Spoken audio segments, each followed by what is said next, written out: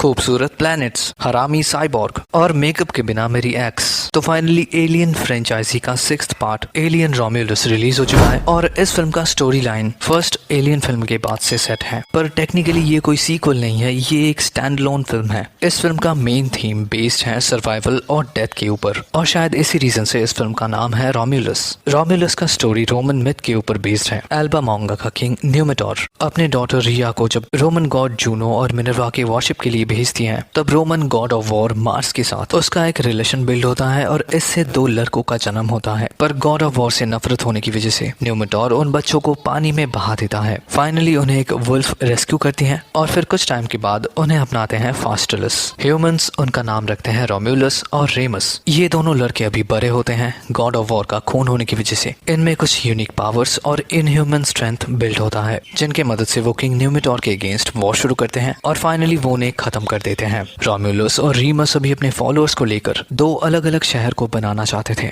ये दोनों अपने हिसाब से बाउंड्रीज भी सेट करते हैं। रोम्यूलस अपने शहर का नाम रखता है रोम, वहीं रेमस अपने शहर का नाम रखता है रेमोरा। रेमस अपने शहर को अच्छे से बिल्ड करता है, जो देखकर रोम्यूलस को गुस्सा आता है और वो अपने भाई के शहर को छीनने के लिए वो रेमस को मार डालता है। एलियन रोम्यूलस का स्टोरी इसी क्लासिक स्टोरी से थोड़ा बहुत इंस्पायर्ड है। फिल्म के एकदम स्टार्टिंग में हम लोगों को दिखाया जाता है वेलैंड एंटरप्राइज का शिप USCSS नोस्ट्रोमो, जो फर्स्ट एलियन फिल्म का शिप है और उसमें दिखाया गया जीनोमॉर्फ को मारने के लिए इसी शिप को ब्लास्ट किया गया था। स्पेस के उस एक्सट्रीम कोल्ड टेम्परेचर में सर्वाइव करने के लिए वो जीनोमॉर्फ अपने चारों तरफ एक शील्ड को क्रिएट करता है, जैसे कि एक ककून, जो ये प्रूव करता है कि ये एलियन सर्वाइव करने के लिए कितना ज्यादा रेसिलिएंट है। वो स्पेस में सालों तक सर्वाइव कर सकते हैं और इसके लिए उन्हें कुछ चाहिए भी नहीं। ये ककून वेलैंड को मिलता है 2099 में। वेलैंड यूटेनी एक बिलियनियर है, जिनका एक ही मोटिव है ह्यूमंस को इवॉल्व करना और इसके लिए उन्हें चाहिए एक्स्ट्रा टेरेस्ट्रियल बीइंग्स के DNA। तो इसी रीजन से वो उन एलियंस को फाइंड आउट करने के लिए इन स्पेस मिशंस को कोऑर्डिनेट करते हैं। इस कहानी के सेंटर पॉइंट पर है मैरी जेन क्रेडन, ये कैरेक्टर जो जैक्सन स्टार माइनिंग कॉलोनी के एक सिविलियन है और ये अभी इस प्लेनेट से निकलना चाहती है। ये प्लेनेट अर्थ से 65 मिलियन ईयर्स दूर है। 3000 से भी कम लोग इस प्लेनेट पर रहते हैं और यहाँ पर सूरज की रोशनी का कुछ अता पता नहीं है। रेन की एलाई है एक एंड्रॉइड जिसका नाम है एंडी, पर रेन के लिए एंडी सिर्फ एक साइबॉर्ग नहीं है, वो उसके भाई के जैसा है। माइनिंग में हुए एक एक्सीडेंट से उसके फादर का डेथ हो जाता है और तब से लेकर अब तक एंडी रेन को संभाल रहा है। इस प्लेनेट पर काम करने का एक रूल है, 12,000 घंटे काम करने के बाद ही कोई इंसान लीगली इस प्लेनेट से निकल सकता है। रेन जब इस टारगेट को पूरा कर लेती है, तब उसे पता चलता है कि इस प्लेनेट के अथॉरिटीज ने उस 12,000 घंटे के टाइमलाइन को 24,000 घंटे कर दिया है। रेन को किसी भी हालत में जैक्सन स्टार से निकलना है, क्योंकि उसका सपना है सूरज को देखना। उसे यहाँ से आजादी चाहिए, पर ये अभी के टाइम पर लीगली तो पॉसिबल नहीं हो सकता। ऐसे में टाइलर एक अपॉर्चुनिटी की तरह उसके सामने आता है। जैक्सन स्टार के ऑर्बिट में बहुत सारे अबैंडन्ड रिसर्च फैसिलिटीज हैं और उनके अंदर है बहुत सारे क्रायोपॉड्स, जिनके मदद से ये लोग अपना 9 साल का जर्नी कंप्लीट कर पहुंच सकते हैं इवागो, एक अर्थ लाइक प्लैनेट जहां पर रहने लायक एनवायरनमेंट है और ये उनका नया घर हो सकता है। पर इन सब के लिए टाइलर और उसके ग्रुप को चाहिए रेन, स्पेशली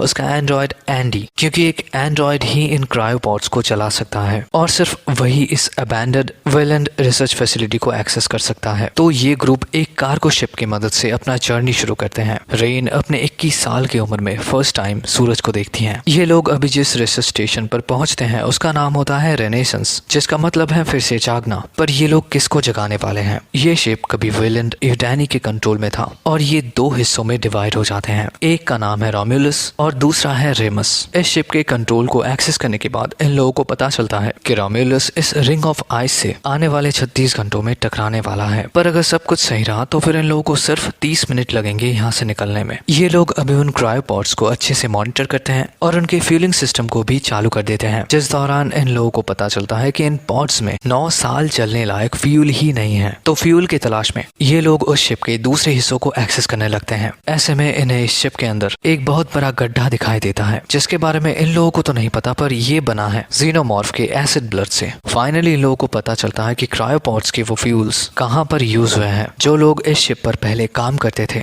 उन्होंने इन फेसहगर्स को फ्रीज करने के लिए उन फ्यूल कैंस का यूज किया था। पर जब बाकी बचे हुए फ्यूल्स उन क्रायोपॉड्स को चार्ज करने में खत्म हो जाते हैं, तब ये फेसहगर्स अनफ्रीज होकर इस ग्रुप के ऊपर हमला कर देते हैं। फेसहगर्स एंडी के ऊपर अटैक नहीं करते हैं, क्योंकि वो एक एंड्रॉइड है। एंडी को चाहिए एक हायर सिक्योरिटी क्लियरेंस ताकि वो इस शिप के हर एक एरियाज को एक्सेस कर सके सके और इन ग्लिच से भी ठीक हो सके। रेन और नेवारो जो अब तक अपने कार्गो शिप में थे, वो लोग अभी अपने टीम मेंबर्स को रेस्क्यू करने के लिए रोम्यूलस के कॉकपिट में आते हैं, जहां पर उन्हें मिलता है एक हाफ डिस्ट्रॉयड साइबॉर्ग, और ये होता है फर्स्ट एलियन फिल्म से ऐश का एक डुप्लीकेट। रोम्यूलस में इसका नाम है रुक। रेन रुक के चिपसेट को एंडी के अंदर इंस्टॉल करती है, जिससे एंडी को उन फेसहगर्स के चैम्बर्स का एक्सेस मिलता है और वो उसे लॉक कर देता है। पर उससे पहले एक फेसहगर नेवारो के ऊपर अटैक कर देता है और वो अपने सीड्स को भी उसके अंदर डाल देता है। पर इन लोगों को अभी इन सब चीजों के बारे में ज्यादा कुछ पता नहीं है। एंडी का ये नया चिपसेट उसे और भी ज्यादा इंटेलिजेंट बना देता है। उसके चलने और बोलने का स्टाइल बदल जाता है, पर ये अपग्रेड उसके प्राइम मोटिव को भी बदल देता है। जहाँ पर पहले एंडी का मोटिव था रेन को प्रोटेक्ट करना, वहीं एंडी का नया मोटिव है वेलैंड कंपनी के लिए जो अच्छा है वो करना। एंडी को पता है कि नेवारो के अंदर एक जीनोमॉर्फ पनप रहा है, तो अभी एंडी का प्राइम मोटिव है उसे खत्म करना। यहीं से ये ग्रुप दो हिस्सों में डिवाइड हो जाते हैं। एक ग्रुप नेवारो के साथ इसी स्पेस स्टेशन का और एक शिप कॉर्वेलन के अंदर आ जाते हैं, वहीं रेन, टाइलर और एंडी रोम्यूलस में ही फंस जाते हैं। फाइनली नेवारो को चेस्ट पेन शुरू होता है और उसे ये भी पता चलता है कि उसके अंदर कुछ डिस्ट्रक्टिव है। जीनोमॉर्फ उसके चेस्ट को फाड़ कर बाहर आता है। इसी भागम भाग में कॉर्वेलन स्टार्ट होकर रोम्यूलस में क्रैश हो जाता है। इस इम्पैक्ट से ये स्पेस स्टेशन जो 36 घंटों में उस आइस रिंग से टकराने वाला था, वो अभी सिर्फ 40 मिनट में उससे टकराने वाला है। रेन, टाइलर और एंडी अभी अपनी टीम के दूसरे मेंबर्स को रेस्क्यू करने के लिए रोम्यूलस के उस डार्क साइड की तरफ बढ़ने लगते हैं, जिस दौरान उनके पीछे पड़ते हैं फेसहगर्स। ये लोग अभी खुद को बचते बचाते हुए पहुंचते हैं इस चेंबर में, जिसके ऑपोजिट साइड में है के, जो इस ग्रुप की ही एक मेंबर है और वो अभी प्रेग्नेंट है। के अभी एक जीनोमॉर्फ का शिकार है, जिसे शायद इस दरवाजे को खोलकर बचाया जा सकता था, पर एंडी ऐसा नहीं करता क्योंकि इससे वो जीनोमॉर्फ इन सभी को अपना शिकार बना सकता था। तो अभी के को वो एलियन कैप्चर कर ले जाता है। वहीं रेन, टाइलर और एंडी इस शिप पर क्या चल रहा है और वेलैंड एंटरप्राइज के मोटिव्स को समझने के लिए इस शिप के साइंस लैब को एक्सेस करते हैं। फाइनली इन लोगों को वेलैंड यूटैनी का मोटिव समझ में आता है। रूफ उन्हें बताता है कि नोस्ट्रोमो के जेनोमॉर्फ से उन्होंने जो डीएनए एक्सट्रैक्ट किया था, उनसे साइंटिस्ट एक कंपाउंड को क्रिएट करते हैं जो किसी मिरेकल से कम नहीं था, क्योंकि ये कंपाउंड अगर किसी इंसान के अंदर इंजेक्ट किया जाता है तो फिर एक हिसाब से उन इंसानों में सुपर ह्यूमंस कैपेबिलिटीज बिल्डअप होते हैं। मतलब वो स्पेस के हार्श एनवायरनमेंट से सर्वाइव कर सकते हैं और ह्यूमंस के अंदर किसी भी डिजीज से फाइट करने का पावर बिल्डअप होता है। वेलैंड एंटरप्राइज अपने माइनिंग कॉलोनीज को लेकर बहुत टाइम से परेशान थे, क्योंकि लेबर्स यहाँ पर हार्श वेदर, स्पेस फ्लू और जानलेवा बीमारी से मारे जाते थे। तो अभी वेलैंड को चाहिए था एक परमानेंट सोल्यूशन। वो इन जीनोमॉर्फ के डीएनए से एक ऐसे कंपाउंड को क्रिएट करते हैं जो ह्यूमन एवोल्यूशन के स्टेप्स को स्किप करके इंसानों को एक ही शॉट में अपग्रेड कर सकते हैं। तो अभी इनका प्लान होता है इस कंपाउंड को लेकर इस शिप से बाहर निकलना, ताकि साइंटिस्ट इस कंपाउंड को और भी ज्यादा रिफाइन और भी ज्यादा प्योर बना सके। प्रोटेक्शन के लिए रेन और टाइलर पल्स राइफल्स को कैरी तो करते हैं, पर वो उन्हें चला नहीं सकते, क्योंकि अगर उन एलियंस को ये बुलेट्स लग जाते हैं तब उनके बॉडी से एसिड ब्लड निकलेगा, जो इस शिप के मेटल को मेल्ट कर सकता है और इससे ये शिप पूरी तरीके से डिस्ट्रॉय भी हो सकता है। एक टाइम पर इन लोगों को पता चलता है कि के अभी भी जिंदा है, पर वो अभी एक ककून के अंदर है और उसका हालत बहुत खराब है। ऐसे सिचुएशन में अगर उसे बचाना है तो फिर उसे उस कंपाउंड से इंजेक्ट करके क्रायो चेंबर के अंदर डालना होगा। ये लोग जब उस क्रायो चेंबर की तरफ बढ़ने लगते हैं तब वो एलियन टाइलर को पकड़ लेता है और उसे बीच से काट डालता है। एंडी को भी वो डैमेज देता है, पर रेन के को किसी तरीके से उस एलिवेटर में डालती है और ये दोनों अभी उधर से निकल जाते हैं। अभी इसे पागलपन कहो या हिम्मत ये तो पता नहीं, पर रेन के को उस शिप की तरफ जाने के लिए कहती है और फिर वो एंडी को बचाने के लिए वापस आती है। वो अभी एंडी से उस चिप सेट को निकाल कर उसे ठीक तो कर देती है, पर उसके सामने आ जाते हैं जीनोमॉर्फ का एक फौज। अभी अगर वो शूट भी करती है तो फिर जीनोमॉर्फ के एसिड ब्लड से इस शिप में गड्ढे हो सकते हैं और ये डिस्ट्रॉय भी हो सकता है। तो ऐसे सिचुएशन में रेन अपना दिमाग लगाती है। वो इस शिप के आर्टिफिशियल ग्रेविटी को ऑफ कर देती है, जिससे जीनोमॉर्फ का ब्लड